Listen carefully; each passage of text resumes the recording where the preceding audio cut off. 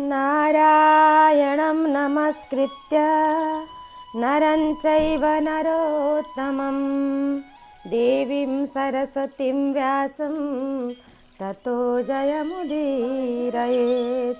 श्रीगणेशाय नमः। श्रीसरस्वत्यै नमः। श्रीवेदव्यासाय नमः। श्रीगणेशाय नमः। श्रीसरस्वत्यै नमः। श्रीवेदव्यासाय नमः। श्रीमन महर्षि वेदव्यास प्रणीत श्री महाभारत तृतीय खंड हम श्रवण कर रहे हैं। आज हम श्रवण करेंगे 61तमोध्याय। यहाँ अभिमन्यु का पराक्रम और धृष्टद्युम्न द्वारा शल के पुत्र का वध। उससे पहले हम लोगों के प्रसंग में एक अध्याय छूट गया है। पहले उस अध्याय को श्रवण करेंगे। सप्तपंचशततमोध्याय, ये 57वां अध्याय है।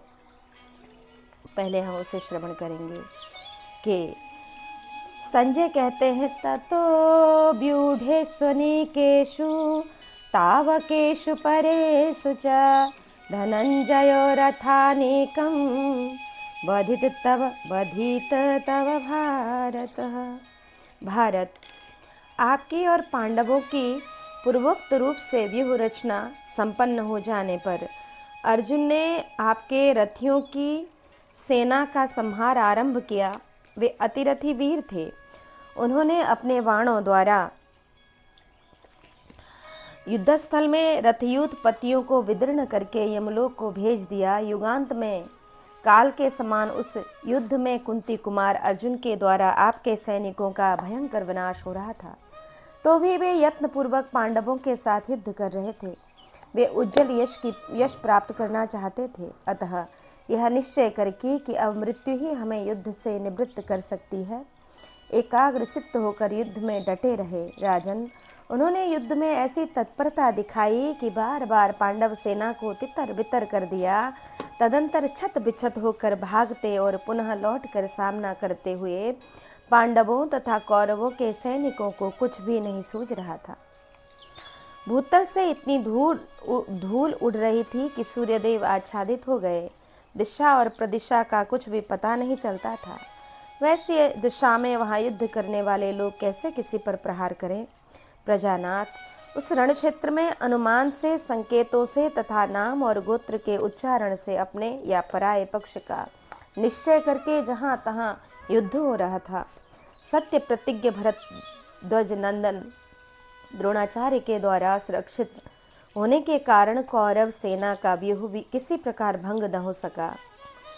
इसी तरह सब्यसाची अर्जुन और भीम से सुरक्षित पांडवों के महाव्यूह का भी भेदन न हो सका। वहां सेना के अग्रभाग से भी निकलकर व्यूह छोड़कर वीर सैनिक युद्ध करते थे। राजन, दोनों सेनाओं के रथ और हाथी परस्पर भिड़ गए। उस महासागर में घुड़सवारों को चमकीली रिष्टियों और प्रासों द्वारा मार गिराते थे। वह संग्राम अत्यंत भयंकर हो रहा था। उसमें रथियों के सामने जाकर उन्हें स्वर्णभूषित बाणों से मार गिराते थे।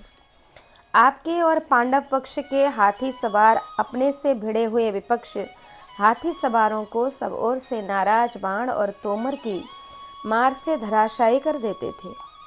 कोई योद्धा रण क्षेत्र में उछलकर बड़े बड़े हथियारों पर चढ़ जाता और विपक्षी योद्धाओं के केशों को पकड़कर उसका सिर काट लेता था। बहुत से वीर युद्धस्थल में हाथियों के दांतों के अग्रभाग से अपना हृदय विदीर्ण हो जाने के कारण सब और लंबी सांस खींचते हुए मुख से रक्त वमन कर रहे थे। कोई रण विशारद वीर हाथी के दांतों पर खड़ा होकर युद्ध कर रहा था। इतने में ही गज शिक्षा और अस्त्र विद्या के ज्ञाता किसी विपक्षी योद्धाओं ने उनके ऊपर शक्ति चला दी। उस शक्ति के आघात से वक्षस्थल विदीर्ण हो जाने के कारण वह मरणोसन्न वीर वहीं कांपने लगा। हर्ष और उल्लास में भरकर एक दूसरे का अपराध करने वाले पैदल समूह विपक्ष के पैदल सैनिकों को भिंदीपाल और फरसों से मार मार कर रणभूमि में गिरा रहे थे। राजन, उस समय समरभूमि में कोई रथी किसी गजयूथ पति से भिड़ जाता और सवार तथा हाथी दोनों को मार गिराता था, उसी प्रकार गजारोही भी रथियों में श्रेष्ठ वीर का वध कर देता था।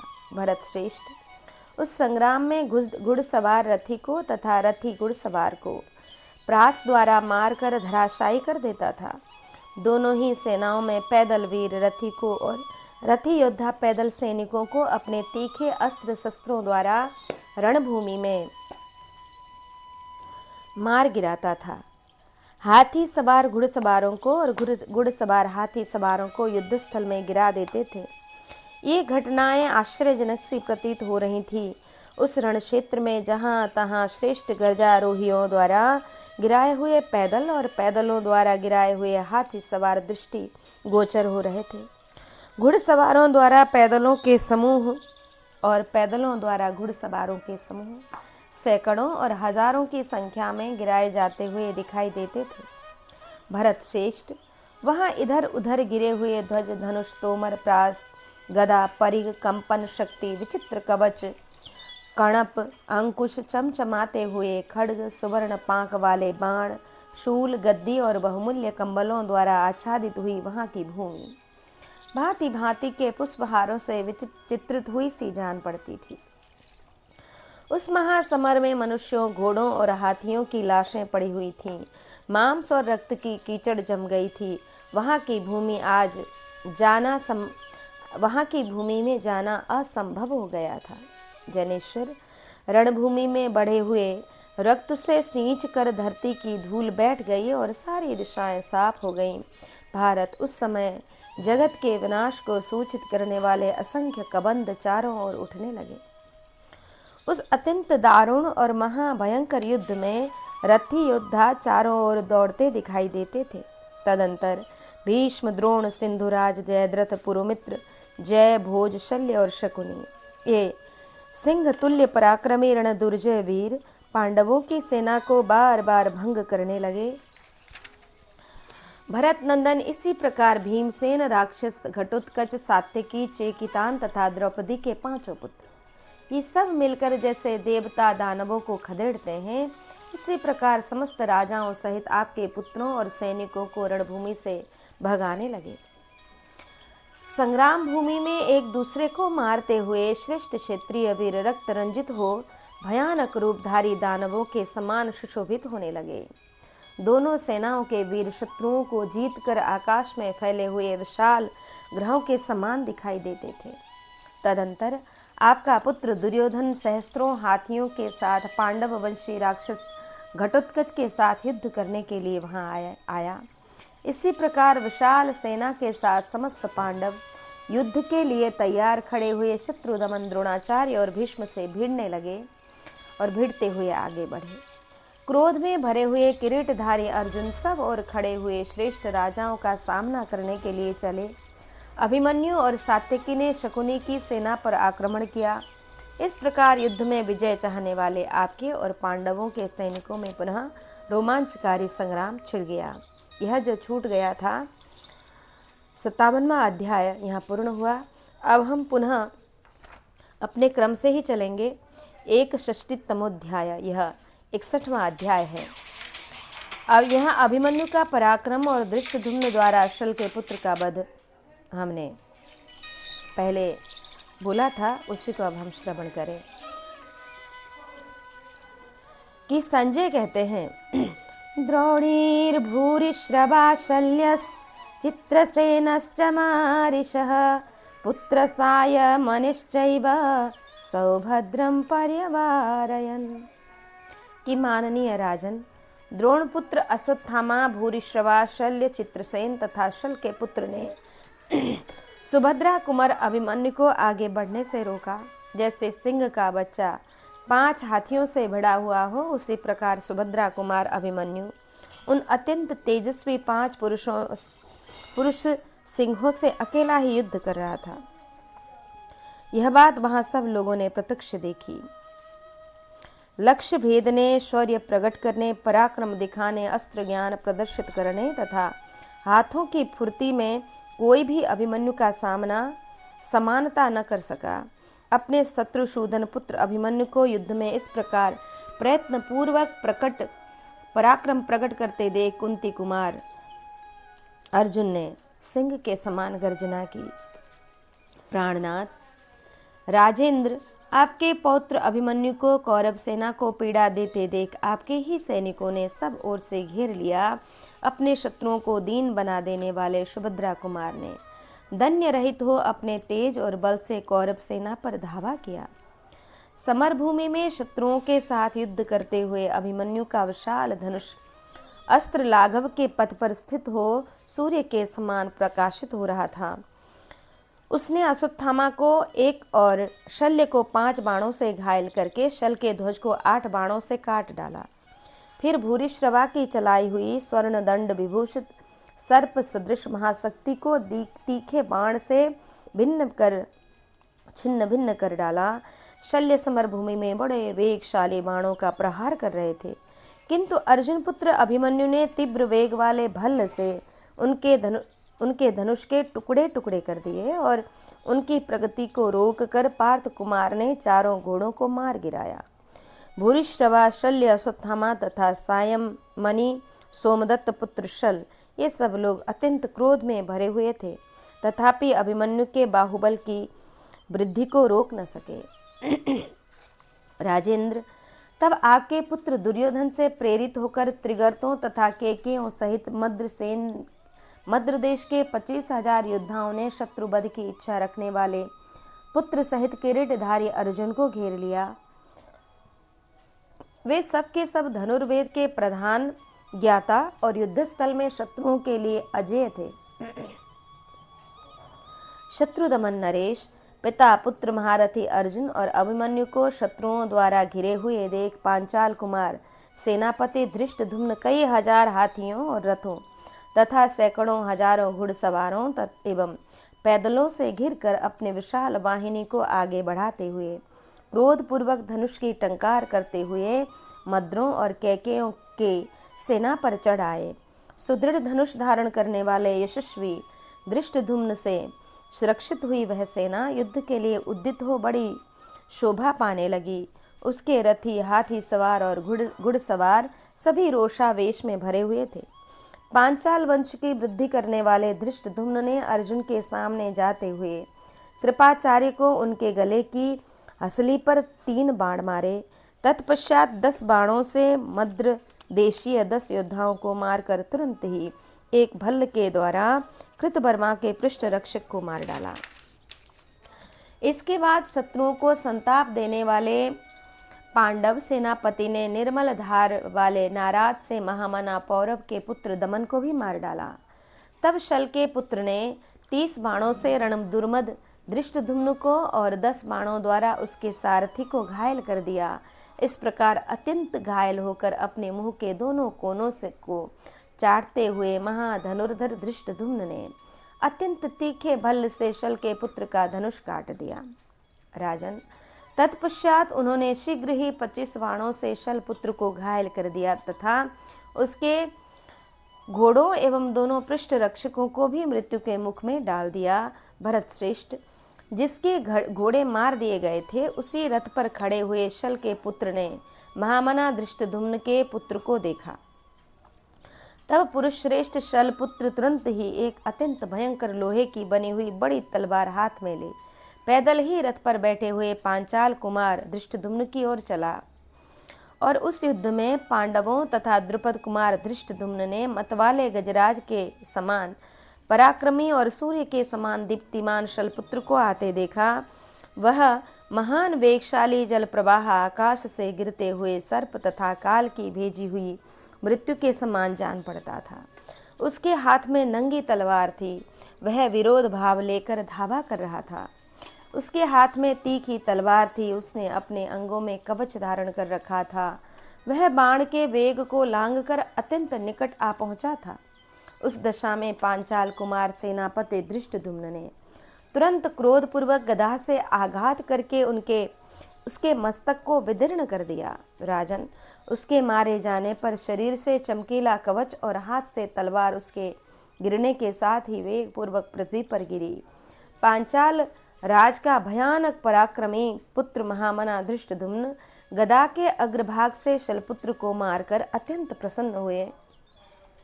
आर्य, उस महाधनुर्धर महारथी राजकुमार के मारे जाने पर आपकी सेना में महान हाहाकार मच गया। अपने पुत्र को मारा गया देख संयमन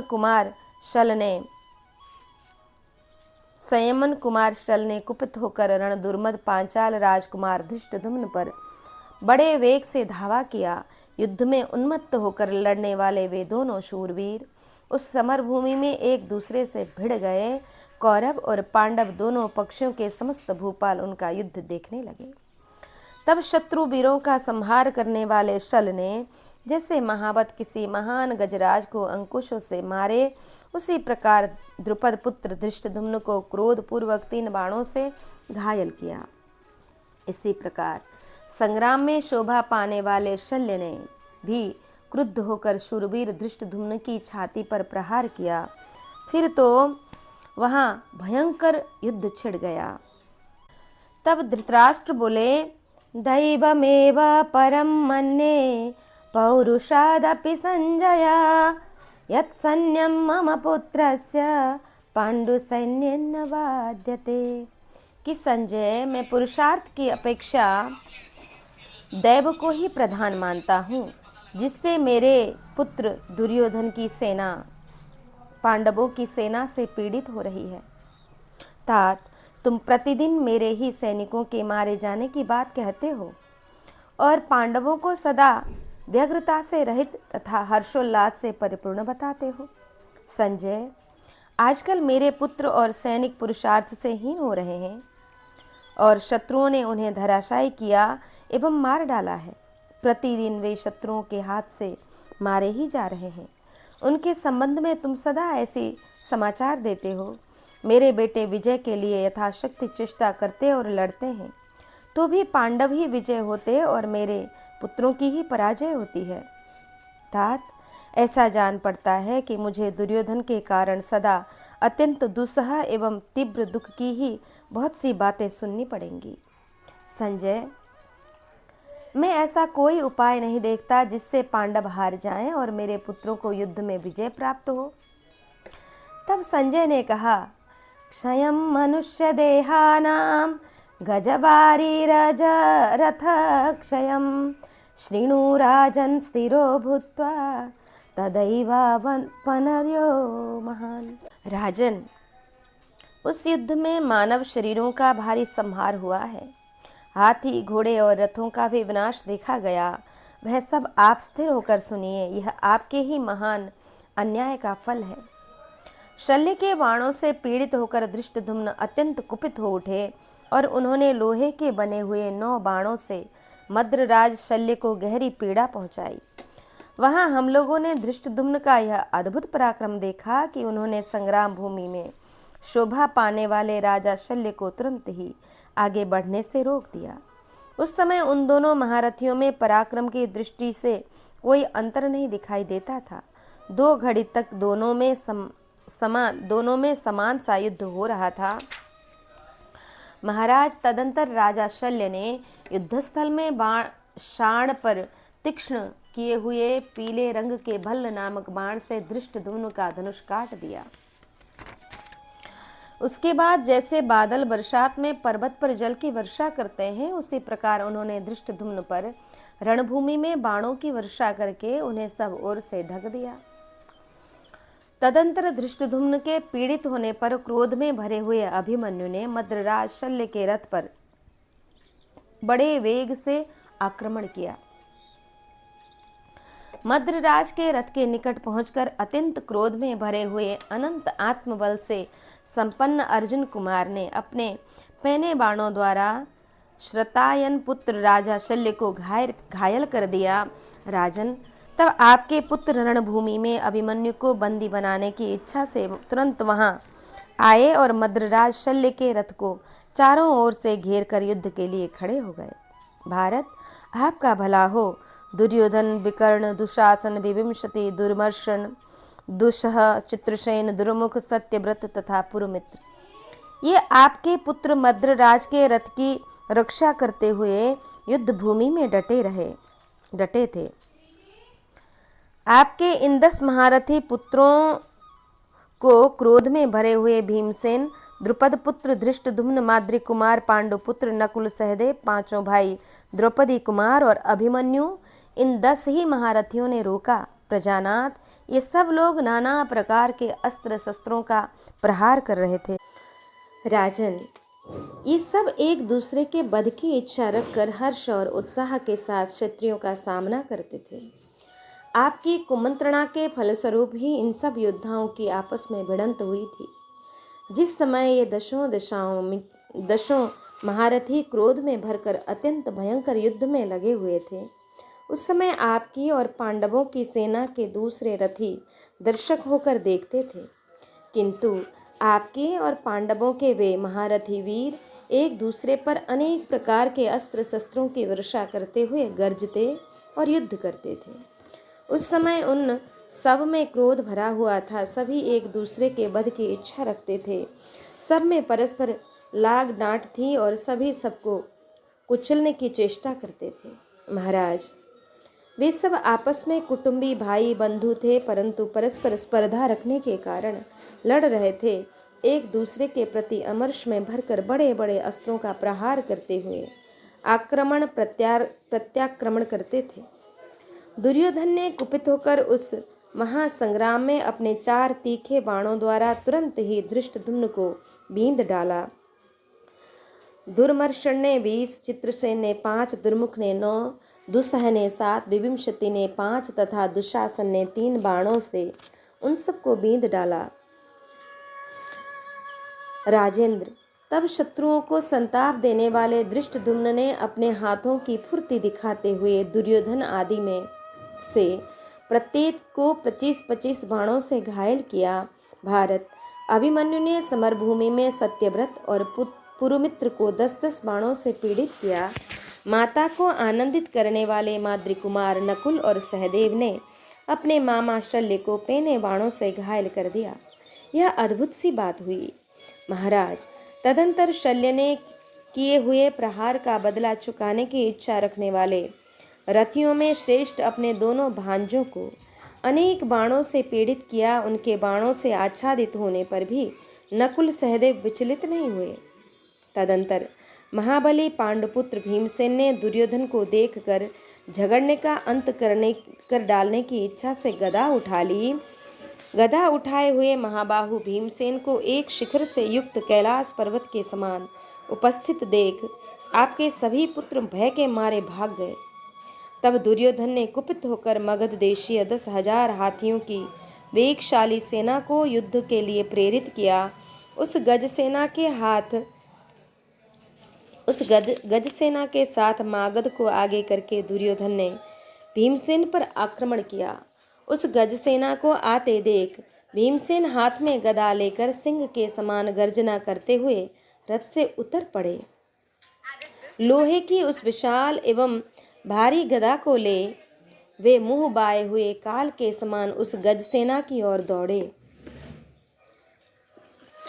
बलवान महाबाहु भीमसेन वज्रधारी इंद्र के समान गदा से हाथियों का संहार करते हुए समरांगण में विचरने लगे।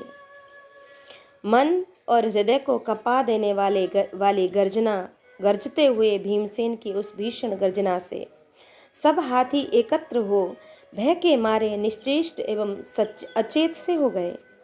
तत्पश्चात द्रौपदी के 5 पुत्र महारथी अभिमन्यु, नकुल, सहदेव तथा द्रुपद पुत्र धृष्टद्युम्न, ये सब लोग भीमसेन के पृष्ठभाग की रक्षा करते हुए हाथियों पर उसी प्रकार दौड़ दौड़ कर बाण वर्षा करने लगे जैसे बादल पर्वतों पर पानी की बूंदें बरसाते हैं। पांडव रथी क्षुरप्र, पीले रंग के भल्ल तथा तीखे आंजलिक नामक बाणों द्वारा हाथी सवार योद्धाओं के मस्तक काट काट कर गिराने लगे। उनके शिरों, बाजूबंद, विभूषित भुजाओं और अंकुशों सहित हाथों के गिरने से ऐसा जान पड़ता था मानो आकाश से ओले और पत्थरों की वर्षा हो रही हो। मस्तक कट जाने पर भी हाथियों की पीठ पर टिके हुए गजारोही योद्धाओं के धड़ पर्वत के शिखरों पर स्थित हुए शिखाहीन वृक्षों के समान दृष्टिगोचर हो रहे थे। हम लोगों ने धृष्टद्युम्न के द्वारा मारे गए बहुत से हाथियों को देखा। महामना द्रुपद कुमार की मार खाकर बहुत से हाथी गिरे और गिराए जा रहे थे। इसी समय मगध देशीय भूपाल ने युद्धस्थल में अभिमन्यु के रथ की ओर ऐरावत के समान एक विशाल हाथी को प्रेरित किया। मगध नरेश के उस विशाल गज को आते देख शत्रु वीरों का नाश करने वाले वीर सुभद्रा कुमार ने उसे एक ही बाण से मार डाला। फिर शत्रु नगरी पर विजय पाने वाले अर्जुन पुत्र अभिमन्यु ने मरने पर भी हाथी को न छोड़ने वाले मगधराज का मस्तक रजतमय पंख वाले भल्ल के द्वारा काट गिराया। उधर पांडुनंदन भीमसेन भी गज सेना में घुसकर पर्वतों को विदीर्ण करने वाले देवेंद्र के समान हाथियों को रौंदते हुए समरांगण में विचरने लगे। महाराज, उस युद्धस्थल में हमने वज्र के मारे हुए पर्वतों की भांति भीमसेन के एक ही प्रहार से दंतार हाथियों को भी मरते देखा था। किन्हीं के दांत टूट गए, किन्हीं के सूंड कट गई, कितनों की जांघें टूट गई, किन्हीं की पीठ टूट गई और कितने ही पर्वतों के समान विशाल काय गजराज मारे गए। कुछ चिंगाड़ रहे थे, कुछ कष्ट से कराह रहे थे, कुछ युद्ध भूमि से विमुख होकर भागने लगे थे और कुछ भय से व्याकुल होकर मलमूत्र त्याग कर रहे थे। इन सब को मैंने अपनी आंखों देखा है। भीमसेन के मार्गों में उनके द्वारा मारे गए पर्वतोपम हाथी बड़े दिखाई दिए और नीचे पड़े दिखाई दिए। राजन, अन्य बहुत से हाथियों को मैंने मुंह से फेन फेंकते देखा था। कितने ही विशाल काय हाथी खून उगल रहे थे और उनके कुंभस्थल फट गए थे। बहुत से व्याकुल होकर इस भूतल पर पर्वतों के समान पड़े थे। भीमसेन का सारा शरीर मेदा तथा रक्त से लिप्त हो रहा था। वे वसा और मज्जा से नहा गए थे और हाथ में गदा लिए दंडपाणी यमराज के समान उस युद्ध भूमि में विचर रहे थे। हाथियों के खून से भीगी हुई गदा धारण किए भीमसेन पिनाकधारी भगवान रुद्र के समान घोर एवं भयंकर दिखाई देते थे। क्रोध में भरे हुए भीमसेन हाथियों को मथे डालते थे, अतः वे उनके द्वारा अत्यंत क्लेश पाकर आपकी सेना को कुचलते हुए सहसा युद्ध स्थल से भाग चले। जैसे देवता वज्रधारी इंद्र की रक्षा करते हैं, उसी प्रकार सुभद्रा कुमार आदि पांडव योद्धा युद्ध में तत्पर हुए महाधनुर्धर वीर भीमसेन की सब ओर से रक्षा करते थे। खून में सनी तथा हाथियों के रक्त से भीगी हुई गदा लिए रौद्र रूपधारी भीमसेन यमराज के समान दिखाई देते थे। भारत, भीमसेन गदा लेकर संपूर्ण दिशाओं में व्यायाम सा कर रहे थे। समर भूमि में भीम को हम लोगों ने तांडव नृत्य करते हुए भगवान शंकर के समान देखा था। महाराज, भीमसेन की भारी और भयंकर गदा सबका संहार करने वाली है। हमें तो वह यमदंड के समान दिखाई देती थी। प्रहार करने पर उससे इंद्र के वज्र की गड़गड़ाहट के समान आवाज होती थी। रक्त से भीगी तथा केश और मज्जा से मिली हुई उस गदा को हमने प्रलय काल में क्रोध से भरकर समस्त पशुओं जीवों का संहार करने वाले रुद्रदेव के पिनाक के समान समझा था।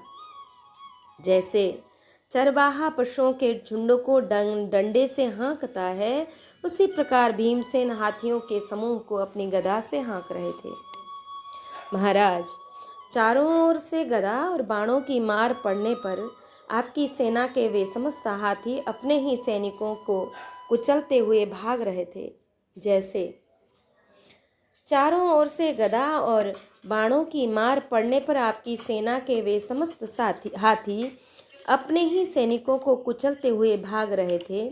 जैसे आंधी बादलों को छिन्न भिन्न करके उड़ा देती है, उसी प्रकार भीमसेन उस भयंकर युद्ध में हाथियों की सेना को नष्ट करके स्मशान भूमि में त्रिशूलधारी भगवान शंकर के समान खड़े थे।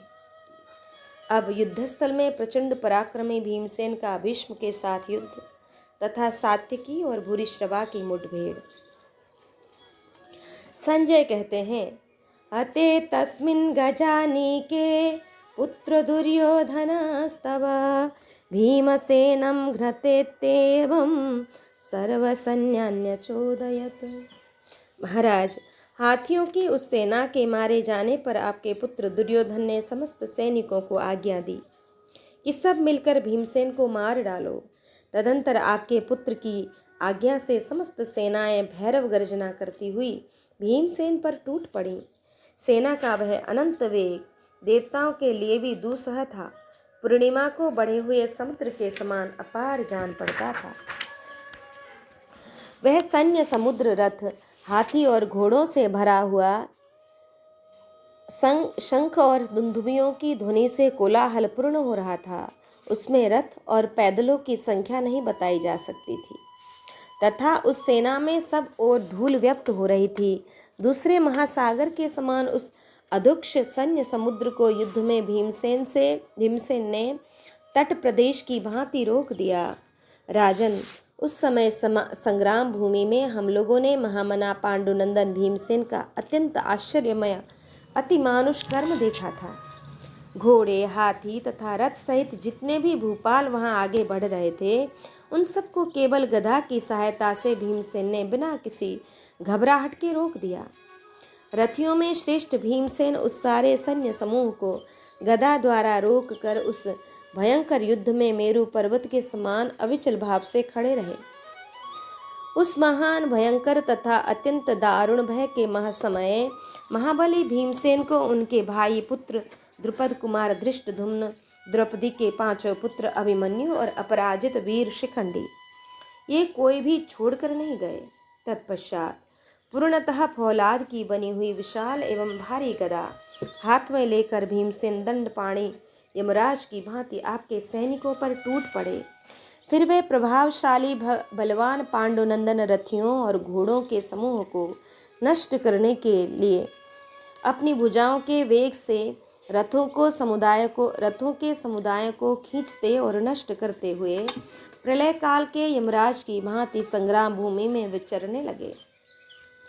पांडुनंदन भीम अपने महान वेग से रथ समूहों को खींचकर नष्ट कर देते और शीघ्र ही सारी सेना को उसी प्रकार रौंद डालते थे जैसे हाथी नरकुल के पौधों को। महाबाहु भीमसेन रथियों से हाथी सवारों को, घोड़ों की पीठों से घुड़सवारों को और पृथ्वी पर पैदलों को मसलते हुए गदा से आपके पुत्र की सेना के सब लोगों को उसी प्रकार नष्ट कर देते थे जैसे हवा अपने वेग से वृक्षों को उखाड़ फेंकती है। हाथियों और घोड़ों को मार गिराने वाली उनकी वह गदा भी मज्जा, वसा, मांस तथा रक्त में सनकर बड़ी भयानक दिखाई देती थी। जहां तहां मरकर गिरे हुए मनुष्य, हाथी और घोड़ों से वह सारी रणभूमि मृत्यु के निवास स्थान सी प्रतीत होती थी। भीमसेन की उस संहारकारिणी भयंकर गदा को लोगों ने प्रलय काल में पशुओं, जीवों का संहार करने वाले रुद्र के पिनाक और यमदंड के समान भयंकर देखा। उसकी आवाज इंद्र के वज्र के समान थी। अपनी गदा को घुमाते हुए महामना कुंती कुमार भीमसेन का रूप युगांत काल के यमराज के समान अत्यंत भयंकर प्रतीत होता था। उस विशाल सेना को बारंबार भगाने वाले भीमसेन को मौत के समान सामने आते देख समस्त योद्धाओं का मन उदास हो जाता था। भारत, भीमसेन गदा उठाकर जिस ओर देखते थे, उधर उधर से सारी सेनाओं में दरार पड़ जाती थी। वहां के सैनिक भागकर स्थान खाली कर देते थे। अपने बल से सेना को विदीर्ण करने वाले भीमसेन संपूर्ण सैनिकों को अपना ग्रास बनाने के लिए मुंह बाए हुए काल के समान जान पड़ते थे। उस समय बड़ी भारी गदा उठाए हुए भयंकर पराक्रमी भीमसेन को देखकर भीष्मजी सहसा वहां पहुंचे। वे सूर्य के समान तेजस्वी तथा पहियों के गंभीर घोष से युक्त विशाल रथ पर आरूढ़ हो बरसते हुए मेघ के समान बाणों की वर्षा से सबको आच्छादित करते हुए वहां आए थे। मुंह फैलाए हुए यमराज के समान भीष्म जी को आते देख महाबाहु भीमसेन अमर्ष में भरकर सामना करने के लिए आगे बढ़े। उस समय शिनी वंश के प्रमुख वीर सत्य प्रतिज्ञ सात्विकी अपने सुदृढ़ धनुष से शत्रुओं का संहार करते और आपके पुत्र की सेना को कपाते हुए पितामह भीष्म पर चढ़ाए। भारत चांदी के समान श्वेत घोड़ों द्वारा जाते और सुंदर पंख युक्त तीखे बाणों की वर्षा करते हुए सात्विक को उस समय आपके समस्त सैनिक गण रोक न सके। के केवल अलम्बुश नामक राक्षस ने उस समय उन्हें 10 बाणों से घायल कर दिया। तब शिनी के पौत्र ने भी उस राक्षस को 4 बाणों से बींध कर बदला चुकाया और रथ के द्वारा भीष्म पर धावा किया। अन्वागतं वृष्णिवरं निशम्य तं शत्रु मध्ये परिवर्तमानं प्रद्रावयन्तं कुरु पुंगवं स पुनः पुनश्च प्रणदन्तमौजो। वृष्णिवंश के श्रेष्ठ पुरुष सात्विकी आकर शत्रुओं के बीच में विचर रहे हैं और युद्धस्थल में कौरव सेना के मुख्य वीरों को भगाते हुए बारंबार गर्जना कर रहे हैं। यह सुनकर आपके योद्धा उन पर उसी प्रकार बाणों की वर्षा करने लगे जैसे मेघ पर्वत पर जल की धाराएं गिराते हैं। इतने पर भी वे दोपहर के तपते हुए सूर्य की भांति उन्हें रोक न सके। राजन, उस समय वहां सोमदत्त पुत्र भूरिश्रवा को छोड़कर दूसरा कोई ऐसा योद्धा नहीं था जो विषादग्रस्त न हुआ हो। भारत, सोमदत्त कुमार महामना भूरिश्रवा ने अपने रथियों को विवश होकर भागते देख धनुष ले युद्ध करने की इच्छा से सात्यकी पर चढ़ाई की। अब भीमसेन और घटोत्कच का पराक्रम, कौरवों की पराजय तथा चौथे दिन के युद्ध की समाप्ति यहाँ हुई है। संजय कहते हैं कि ततो भूरिश्रवा राजन् सात्यकीं नभमीशरै प्रविध्यत भृशु संक्रुद्धस्तोत्रैरिव महाद्वीपम्। राजन, तब भूरिश्रवा ने अत्यंत क्रुद्ध होकर सात्यकी को 9 बाणों से उसी प्रकार बींध डाला जैसे महान गजराज को अंकुशों द्वारा पीड़ित किया जाता है। तब अमेय आत्मबल संपन्न सात्यकी ने भी झुकी हुई गांठ वाले बाणों से सब लोगों के देखते देखते कुंती कुरुवंशी भूरिश्रवा को रोक दिया। यह देख भाइयों सहित राजा दुर्योधन ने युद्ध के लिए उद्यत होकर भूरिश्रवा को चारों ओर से घेर कर उसकी रक्षा में तत्पर हो गए। उधर महान तेजस्वी समस्त पांडव भी युद्ध में वेग पूर्वक आगे बढ़ने वाले सात्यकी को सब ओर से घेर कर समरभूमि में डट गए। भारत, क्रोध में भरे हुए भीमसेन ने गदा उठाकर आपके दुर्योधन आदि सब पुत्रों को अकेले ही रोक दिया। तब क्रोध और अमर्ष में भरे हुए आपके पुत्र नंदक ने कई हजार रथियों के साथ आकर शिला पर तेज किए हुए कंकपत्र युक्त 6 बाणों से महाबली भीमसेन को बींध डाला। कुपित हुए दुर्योधन ने भी महारथी भीमसेन को उस युद्ध में उनकी छाती को लक्ष्य करके 9 तीखे बाण मारे। तब महाबली महाबाहु भीमसेन अपने श्रेष्ठ रथ पर आरूढ़ हो गए और सारथी विशोक से इस प्रकार बोले, ये महारथी शूरवीर धृतराष्ट्र पुत्र अत्यंत कुपित हो युद्ध में मुझे ही मारने के लिए उद्यत हो यहाँ आए हैं। सूत, मेरे मन में बहुत वर्षों से जिसका चिंतन हो रहा था वह मनोरथ रूपी वृक्ष आज सफल होना चाहता है, क्योंकि इस समय यहाँ मैं दुर्योधन के भाइयों को एकत्र देख रहा हूँ। विशोक, जहाँ रथ के पहियों से ऊपर उड़ी हुई धूल बाण समूह के साथ अंतरिक्ष और दिगंत में फैल रही है, वहीं स्वयं राजा दुर्योधन कवच आदि से सुसज्जित होकर युद्ध के लिए खड़ा है। उसके कुलीन और मदोन्मत्त भाई भी वहीं कवच बांधकर खड़े हैं। आज तुम्हारे देखते देखते मैं इन सब का विनाश करूंगा, इसमें संशय नहीं है। अतः सारथे, तुम सावधान होकर संग्राम में मेरे गुणों को काबू में रखो।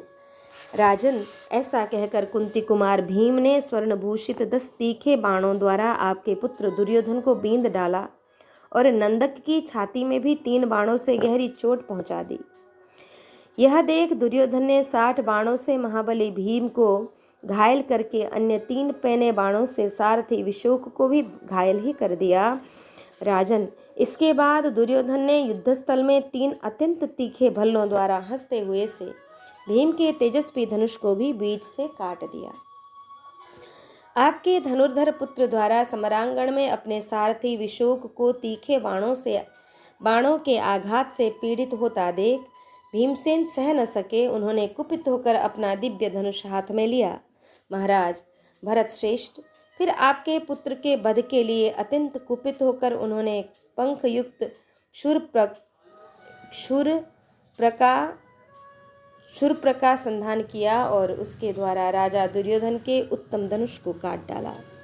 राजन, धनुष कटने पर आपका पुत्र क्रोध से मूर्छित हो उठा। उसने उस कटे हुए धनुष को फेंक कर तुरंत ही उससे भी अधिक वेगशाली दूसरा धनुष ले लिया।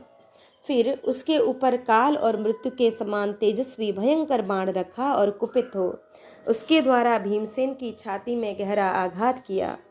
उस बाण से अत्यंत घायल हो भीमसेन व्यथा के मारे रथ की बैठक में बैठ गए। वहां बैठते ही उन्हें मूर्छा आ गई।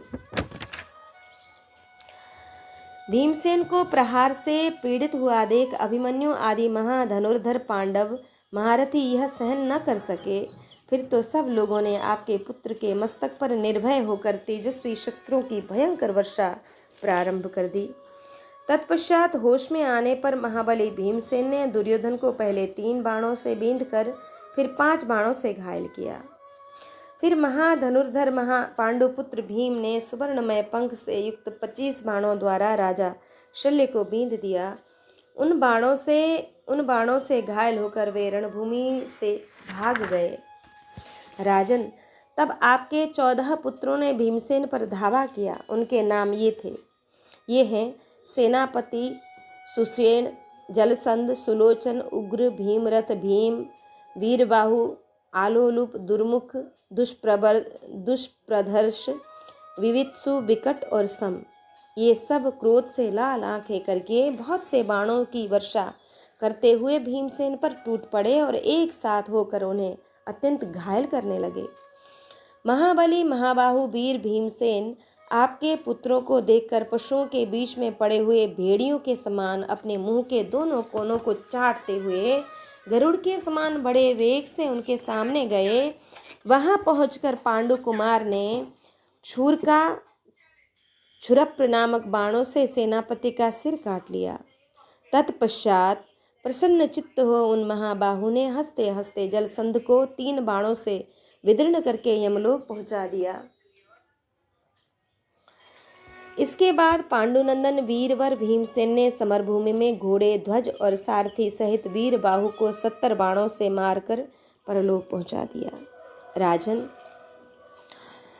तत्पश्चात भीमसेन ने हंसते हुए से आपके 2 पुत्र भीम और भीमरथ को भी, जो युद्ध में उन्मत्त होकर लड़ने वाले थे, यमलोक भेज दिया। इसके बाद उस महासमर में भीमसेन ने संपूर्ण सेनाओं के देखते देखते क्षुरप्र से मारकर सुलोचन को भी यमलोक का अतिथि बना दिया। राजन, आपके जो अन्य शेष पुत्र वहां मौजूद थे, वे भीमसेन का पराक्रम देखकर उनके भय से पीड़ित हो उन महामना पांडु कुमार के बाण की मार खाते हुए संपूर्ण दिशाओं में भाग गए। तदंतर शांतनुनंदन भीष्म ने सभी महारथियों से कहा, ये भयंकर धनुर्धर भीमसेन युद्ध में क्रुद्ध होकर सामने आए हुए श्रेष्ठ एवं शूर महारथी धृतराष्ट्र पुत्र को मार गिराते हैं। अतः तुम सब लोग मिलकर इन्हें शीघ्र काबू में करो।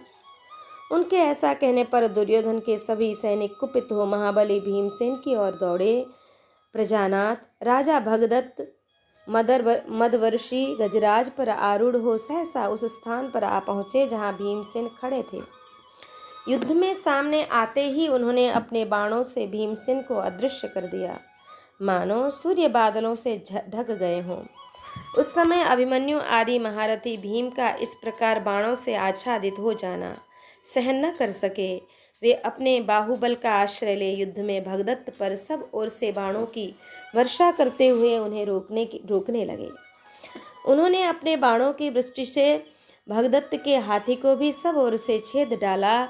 राजन, जो नाना प्रकार के चिन्ह धारण करने वाले और अत्यंत तेजस्वी थे, उन समस्त महारथियों द्वारा की हुई अस्त्र शस्त्रों की वर्षा से बहुत सी घायल होकर प्राग्ज्योति नरेश भगदत्त का वह हाथी मस्तक पर रक्त से रंजित हो रणक्षेत्र में देखने ही योग्य हो रहा था, मानो सूर्य की अरुण किरणों से व्याप्त रंगा हुआ महामेघ हो। भगदत्त से प्रेरित होकर काल के भेजे हुए यमराज की भांति वह मदस्त्रावी गजराज धुने वेग का आश्रय ले अपने पैरों की धमक से इस पृथ्वी को कपाता हुआ उन सब की ओर दौड़ा। उसके उस विशाल रूप को देखकर सब महारथी अपने लिए असह्य मानते हुए हतोत्साह हो गए। महाराज, तत्पश्चात राजा भगदत्त ने कुपित होकर झुकी हुई गांठ वाले बाण से भीमसेन की छाती में गहरी चोट पहुंचाई। राजा भगदत्त ने इस प्रकार अत्यंत घायल किए गए महाधनुर्धर महारथी भीमसेन ने मूर्छा से व्यक्त हो ध्वजा का डंका थाम लिया। उन सब महारथियों को भयभीत और भीमसेन को मूर्छित हुआ देख प्रतापी भगदत्त ने बड़े जोर से सिंहनाद किया। राजन, तदंतर भीम को वैसी अवस्था में देखकर भयंकर राक्षस घटोत्कच अत्यंत कुपित हो वहीं अदृश्य हो गया। फिर उसने कायरों का भय बढ़ाने वाली अत्यंत दारुण माया प्रकट की। वह आधे निमेष में ही भयंकर रूप धारण करके दृष्टिगोचर हुआ। घटोत्कच अपनी ही माया द्वारा निर्मित कैलाश पर्वत के समान श्वेत वर्ण वाले ऐरावत हाथी पर बैठकर वज्रधारी इंद्र के समान वहां आया था। उसके पीछे अंजन, बामन और उत्तम कांति से युक्त महापद्य ये 3 दिग्गज और थे, जिन पर उसके साथी राक्षस सवार थे। राजन, वे सभी विशाल काय दिग्गज 3 स्थानों से बहुत मद बहा रहे थे और तेज, वीर्य एवं बल से संपन्न तथा महाबली और महापराक्रमी थे। शत्रुओं को संताप देने वाले घटोत्कच ने अपने हाथी को गजारूढ़ राजा भगदत्त की ओर बढ़ाया। वह उन्हें हाथी सहित मार डालना चाहता था। महाबली राक्षसों द्वारा प्रेरित अन्य दिग्गज भी, जिनके 4-4 दांत थे, अत्यंत कुपित हो चारों दिशाओं में टूट पड़े। वे सब के सब भगदत्त के हाथी को अपने दांतों से पीड़ा देने लगे। वह बाणों से बहुत घायल हो चुका था, अतः इन हाथियों द्वारा पीड़ित होने पर वेदना से व्याकुल हो बड़े जोर जोर से चित्कार करने लगा। उसकी आवाज इंद्र के वज्र की गड़गड़ाहट के समान जान पड़ती थी। भयंकर आवाज के साथ अत्यंत घोर शब्द करने वाले हाथी के उस चित्कार को सुनकर भीष्म ने द्रोणाचार्य तथा राजा दुर्योधन से कहा कि ये महान धनुर्धर राजा भगदत्त युद्ध में दुरात्मा घटोत्कच के साथ जूझ रहे हैं और संकट में पड़ गए हैं। वह राक्षस विशाल काय है और वे राजा भी अत्यंत क्रोध में भरे हुए हैं। वे दोनों समर में काल और मृत्यु के समान हैं। देखो, हर्ष में भरे हुए पांडवों का महान सिंहनाद सुनाई पड़ता है और भगदत्त के डरे हुए हाथी के रोने की ध्वनि भी बड़े जोर जोर से कानों में आ रही है। तुम सब लोगों का कल्याण हो, हम राजा भगदत्त की रक्षा करने के लिए वहां चलें, अन्यथा आरक्षित होने पर वे समरभूमि में शीघ्र ही प्राण त्याग देंगे। महापराक्रमी वीरों, जल्दी करो, विलंब से क्या लाभ। हमें जल्दी चलना चाहिए, क्योंकि वह संग्राम अत्यंत भयंकर तथा रोमांचकारी है। राजा भगदत्त कुलीन शूरवीर हमारे भक्त और सेनापति हैं, अतः अच्युत हमें उनकी रक्षा अवश्य करनी चाहिए। भीष्म का यह वचन सुनकर सभी महारथी द्रोणाचार्य और भीष्म को आगे करके भगदत्त की रक्षा के लिए बड़े वेग से उस स्थान पर गए जहां भगदत्त थे। उन्हें जाते देख युधिष्ठिर आदि पांडवों तथा पांचालों ने भी शत्रुओं का पीछा किया। उन सेना को आते देख प्रतापी राक्षस राज घटोत्कच ने बड़े जोर से सिंहनाद किया, मानो वज्र फट पड़ा हो। घटोत्कच की वह गर्जना सुनकर सब तथा जूझते हुए हाथियों को देखकर शांतनु नंदन भीष्म ने पुनः द्रोणाचार्य से कहा कि मुझे इस समय दुरात्मा घटोत्कच के साथ युद्ध करना अच्छा नहीं लगता, क्योंकि वह बल और पराक्रम से संपन्न है और इस समय उसे प्रबल सहायक भी मिल गए हैं। ऐसी दशा में साक्षात वज्रधारी इंद्र भी उसे युद्ध में पराजित नहीं कर सकते। यह प्रहार करने में कुशल तथा लक्ष्य भेदने में सफल है। इधर हम लोगों के वाहन थक गए हैं, पांडवों और पांचालों के द्वारा दिन भर क्षत विक्षत होते जा रहे हैं। इसलिए विजय से सुशोभित होने वाले पांडवों के साथ इस समय युद्ध करना मुझे पसंद नहीं आता। आज युद्ध का विराम घोषित कर दिया जाए। कल सवेरे हम सब लोग शत्रुओं के साथ युद्ध करेंगे। पितामह भीष्म की यह बात सुनकर कौरवों ने उपाय पूर्वक युद्ध से हट जाना स्वीकार कर लिया, क्योंकि उस समय वे घटोत्कच के भय से पीड़ित थे। भारत कौरवों के निवृत्त हो जाने पर विजय से उल्लसित होने वाले पांडव बारंबार सिंहनाद करने और शंख बजाने लगे। भरत श्रेष्ठ, इस प्रकार उस दिन भर घटोत्कच को आगे करके कौरवों और पांडवों का युद्ध चलता रहा। राजन, तदंतर निशा के प्रारंभ काल में पांडवों से पराजित होकर कौरव लज्जित हो अपने शिविर को गए। महारथी पांडवों के शरीर भी युद्ध में बाणों से क्षत विक्षत हो गए थे, तथापि वे प्रसन्न चित्त होकर अपने शिविर को लौटे। महाराज, भीमसेन और घटोत्कच को आगे करके परस्पर एक दूसरे की प्रशंसा करते हुए पांडव सैनिक बड़ी प्रसन्नता के साथ नाना प्रकार के सिंहनाद करते हुए गए। उनकी उस गर्जना के साथ विविध वाद्यों की ध्वनि तथा शंखों के शब्द भी मिले हुए थे। शत्रुओं को संताप देने वाले श्रेष्ठ नरेश, महात्मा पांडव गरजते, पृथ्वी को कपाते और आपके पुत्र के मर्मस्थानों पर चोट पहुंचाते हुए निशा काल के शिविर को ही लौट गए। और अपने भाइयों के मारे जाने से राजा दुर्योधन अत्यंत दीन हो रहा था। वह नेत्रों से आंसू बहाता हुआ शोक से व्याकुल हो 2 घड़ी तक भारी चिंता में पड़ा रहा। वह शिविर की यथायोग्य सारी व्यवस्थाएं करके भाइयों के मारे जाने से दुखी एवं शोक संतप्त हो चिंता में डूब गया। यहाँ धृतराष्ट्र संजय संवाद के प्रसंग में दुर्योधन के द्वारा पांडवों की विजय का कारण पूछने पर भीष्म का ब्रह्मा जी के द्वारा की हुई भगवान स्तुति का कथन है। यहाँ धृतराष्ट्र बोले कि भयं मे सुमहाज्जातं विस्मयश्चैव संजया श्रुत्वा पांडुकुमाराणां कर्मदेवैः सुदुष्करम्। संजय, पांडवों का देवताओं के लिए भी दुष्कर पराक्रम सुनकर मुझे बड़ा भारी भय और विस्मय हो रहा है। सूत, संजय, अपने पुत्रों की सब प्रकार से पराजय का हाल सुनकर मेरी चिंता बढ़ती ही जा रही है। सोचता हूँ कैसे उनकी विजय होगी। संजय, निश्चय ही विदुर के वाक्य मेरे हृदय को जलाकर भस्म कर डालेंगे, क्योंकि उन्होंने जैसा कहा था दैव योग से वह वैसा ही होता दिखाई देता है।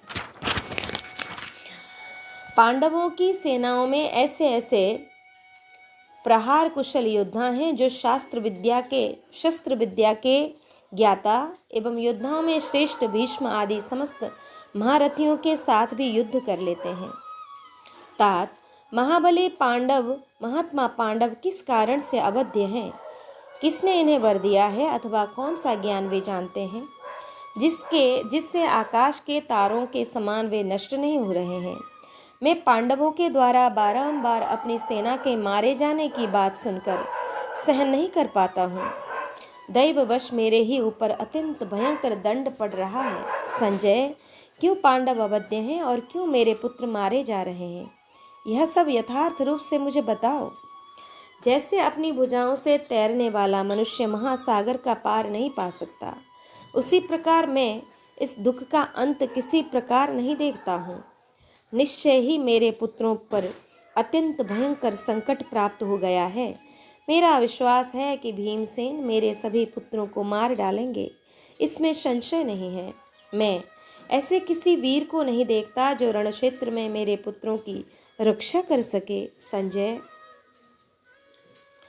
संजय, अवश्य ही मेरे पुत्रों के विनाश की घड़ी आ पहुंची है। शक्ति से तात्पर्य यहाँ पांडवों की शक्ति से है। मेरे पुत्रों की बार बार पराजय का क्या कारण है? वही कारण विषय की यह प्रश्न है। अतः सूत, मैं तुमसे शक्ति और कारण के विषय में जो विशेष प्रश्न कर रहा हूँ वह सब यथार्थ रूप से बताओ।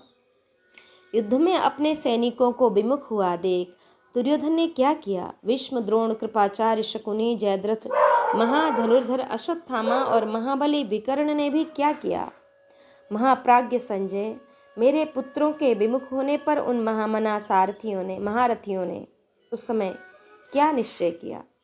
तब संजय ने कहा, शृणु राजन्नवहित श्रुत्वा चैवावधारय, नैव मंत्रकृतं किंचिन् नैव मायां तथा विधाम।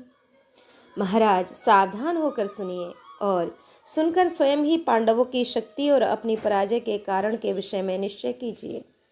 पांडवों में न तो कोई मंत्रणा प्रभाव है और न मंत्र का प्रभाव है और न कोई वैसी माया ही वे करते हैं। राजन, पांडव लोग युद्ध में किसी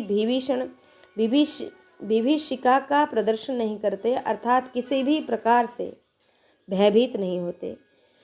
वे न्यायपूर्वक युद्ध करते हैं। शक्तिशाली तो वे हैं ही।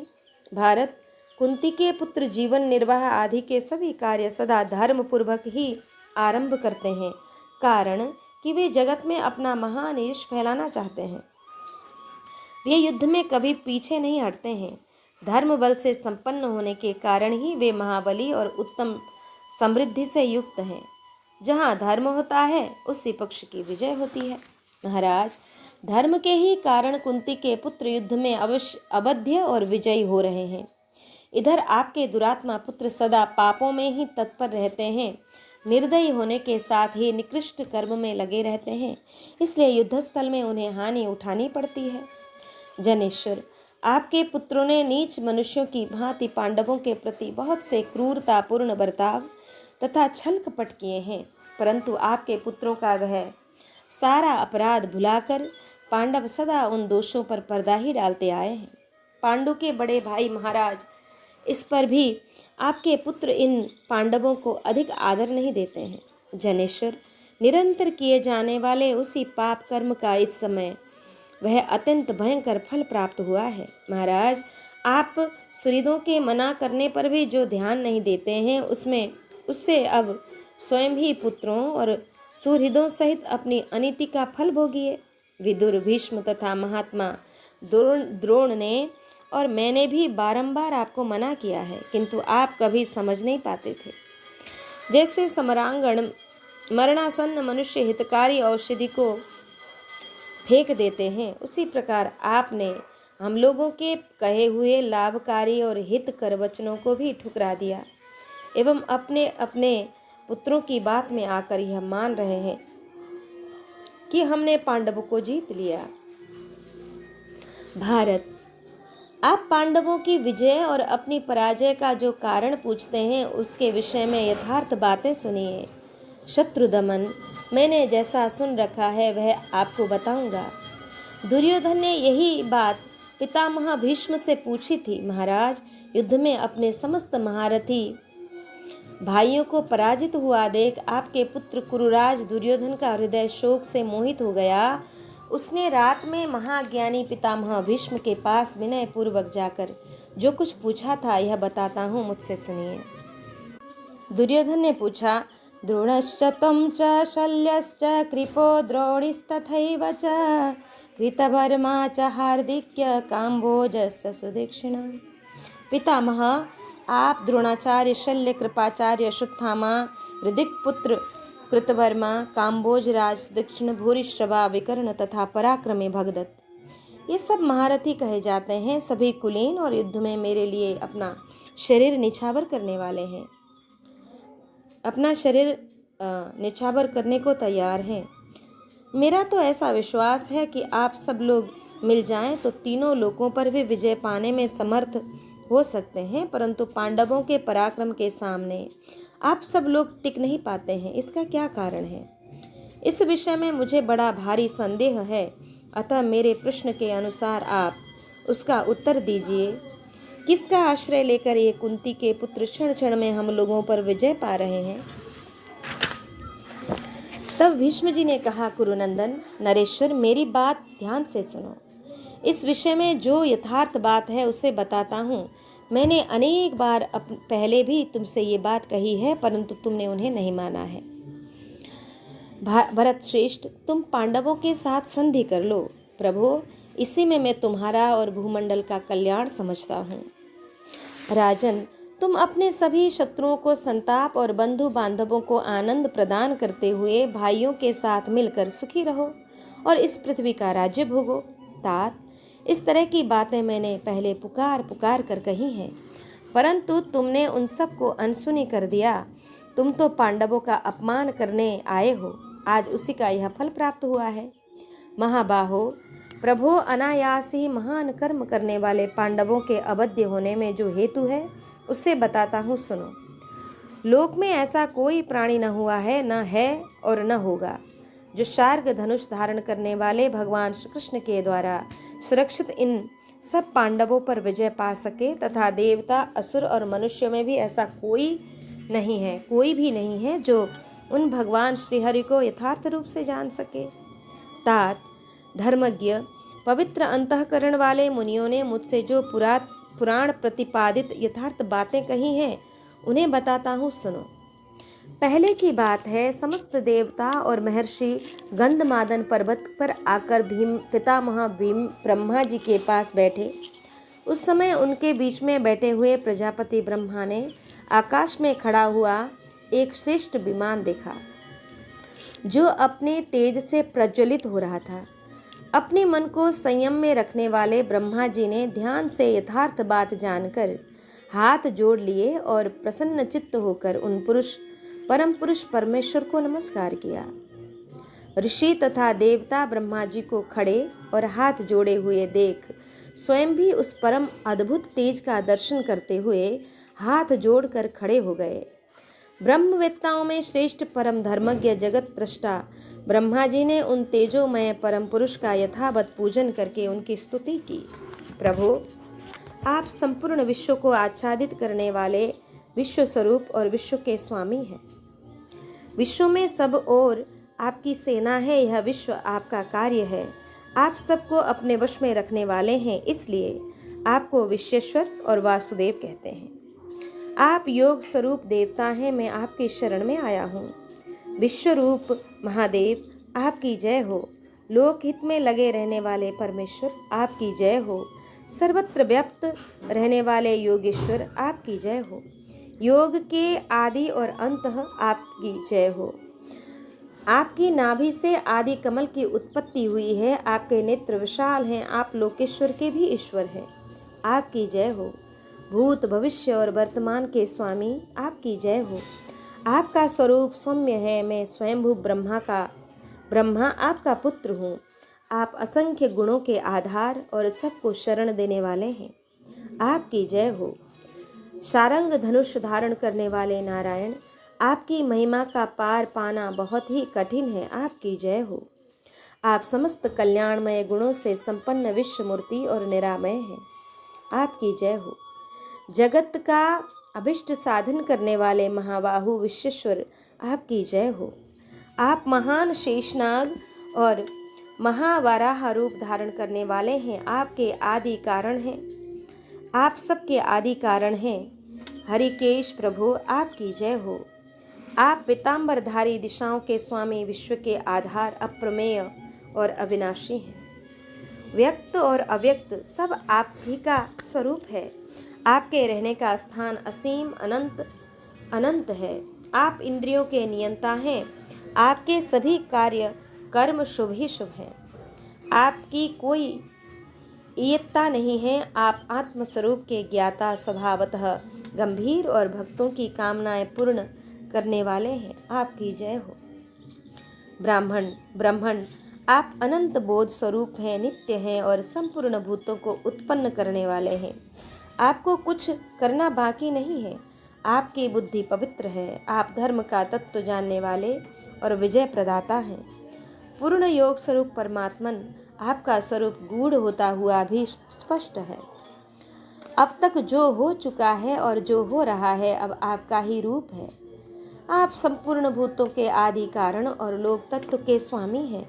भूत भावन, आपकी जय हो। आप स्वयंभू हैं, आपका सौभाग्य महान है। आप इस कल्प का संहार करने वाले एवं विशुद्ध पर ब्रह्म हैं। ध्यान करने से अंतःकरण में आपका आविर्भाव होता है। आप जीव मात्र के प्रियतम पर ब्रह्म हैं। आपकी जय हो। आप स्वभावतः संसार की सृष्टि में प्रवृत्त रहते हैं। आप ही संपूर्ण कामनाओं के स्वामी परमेश्वर हैं। अमृत की उत्पत्ति के स्थान, सत्य स्वरूप, मुक्तात्मा और विजय देने वाले आप ही हैं। देव, आप ही प्रजापतियों के भी पति, पद्मनाभ और महाबली हैं। आत्मा और महाभूत भी आप ही हैं। सत्य स्वरूप परमेश्वर, सदा आपकी जय हो। पृथ्वी देवी आपके चरण हैं, दिशाएं बाहु हैं और द्युलोक मस्तक और मैं ब्रह्म आपका शरीर, देवता अंग प्रत्यंग और चंद्रमा तथा सूर्य नेत्र हैं। तप और सत्य आपका बल है तथा धर्म और कर्म आपका स्वरूप है। अग्नि आपका तेज, वायु आप सांस और जल पसीना है। अश्विनी कुमार आपके कान और सरस्वती देवी आपकी जिह्वा है। वेद आपकी संस्कार निष्ठा है। यह जगत सदा आप ही के आधार पर टिका हुआ है। योगी योगेश्वर, हम न तो आपकी संख्या जानते हैं और न परिमाण। पराक्रम तो बल का भी हमें पता नहीं है।